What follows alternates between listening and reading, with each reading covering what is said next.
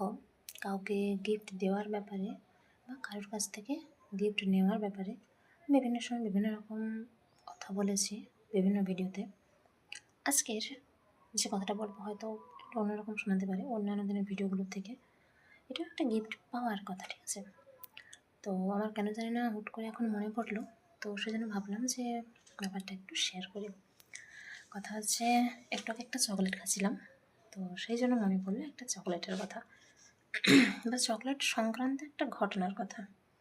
একজন আমাকে একটা চকলেট দিয়েছিল, বেশ বড়সড় একটা চকলেট, তো দামও অনেক ভালোই। কথা হচ্ছে, ওই টাইপের চকলেটগুলো খেতে আমার খুব একটা ভালো লাগে না। তার কারণ ওতে দুধের পরিমাণটা খুব কম থাকে, আর প্রায় থাকে না বললেই চলে।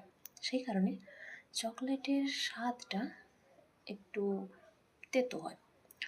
আর চকলেট খাচ্ছি অথচ তেতার মতো যদি স্বাদ লাগে, সেটা নিশ্চয়ই পছন্দ হবে না। তো আমি তবুও কিন্তু যেহেতু গিফটের জিনিস, সেহেতু সেটা আলাদাভাবে মূল্যায়ন করি। সেটা যে কোনো গিফট হতে পারে বা যে কেউই দিক না কেন। তো যে দিয়েছিল কথাটার সঙ্গে একদিন তাকে বলছিলাম, চকলেটটা তখন কিন্তু শেষ হয়নি, ঠিক আছে? অনেক বড় যেহেতু চকলেট, তো 2-3 দিন সময় নিয়ে খেয়েছি। আর ওটা না অনেকটা ডেয়ারি মিল্ক চকলেটে যেরকম পিস পিস দাগ দেওয়া থাকে ভাগ করার মতো, সেরকম করা ছিল। 3টে রো লম্বালম্বি, আর চওড়ার দিক থেকে কতগুলো আমার ঠিক খেয়াল নেই। যাই হোক, তো মোটামুটি অনেকটাই বড়।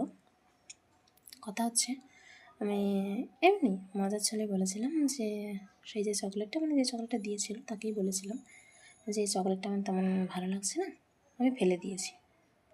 তো সে পুরো কথাটা না জেনে না শুনে হট করে আমাকে একটাই কথা বলেছিল যে চকলেটটার কত দাম সেটা কি জানা আছে, বা ওরকম চকলেটকে আগে কোনো দিনও খাওয়া হয়েছে? খাওয়া হলে তখন তার মর্মটা বোঝা যেত। একটা জিনিস কিনতে টাকা লাগে, এমনি এমনি কেউ কিন্তু দেয় না। আর এত বড় একটা চকলেট ফেলে দেওয়ার আগে একবার মনে হলো না যে তার দামটার কথা বা দাম সংক্রান্ত কিছু? আমি লেখাগুলো দেখলাম, দেখার পরে জাস্ট কি এরকম হয়ে থেকে গেছি আর কি, কিছু বলার মতো ভাষা খুঁজে পাইনি। তারপর একটু রাগ হচ্ছিল, মন চাইছিল যে হ্যাঁ সত্যি সত্যি ফেলে দিই, কিন্তু আমি ওরকম মানুষ নই। আমি আমার বিভিন্ন পোস্টে যেগুলো ভিডিও করি না, লিখে পোস্ট করি, সেখানে মাঝে মধ্যে বলে থাকি যে কোনো কিছু আমার যদি নিজের পছন্দ না হয়, সেটা আমি চেষ্টা করি অন্য কাউকে দিয়ে দিতে। সেটা খাওয়ার জিনিস হোক, ব্যবহারের জিনিস হোক, যাই হোক, মোটামুটি এমনি ফেলে দিই না, নষ্ট করি না।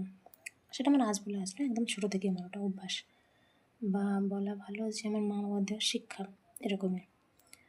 তো আমি কথাটা শুনলাম, ইচ্ছে হচ্ছিল যে সত্যি সত্যি ফেলে দিই, কিন্তু আমি ফেলিনি, খেয়েছি, মা বাবাকেও দিয়েছি, বেশিরভাগটা আমি খেয়েছি। যাই হোক, ওই চকলেট নিয়ে আরও 2 বছর পুরনো 2টো ঘটনা মনে পড়লো আমার। ঘটনা হচ্ছে, সেম চকলেট, সেম ফ্লেভার আমাকে একজন গিফট করেছিল। 2টো চকলেট, ঠিক আছে, ওই রকম বড়ো প্যাকেট। এই একটা চকলেটের যে দাম, তাহলে 2টো প্যাকেটের তার ডবল দাম হবে। গিফট করেছিল সে আমাকে, ফেসবুক থেকে পরিচয়, হুট করে একদিন রাস্তায় দেখা। আমি কলেজ যাচ্ছিলাম, তো অনেক জোরাজুরি করে আমাকে কিনে দিয়েছিল।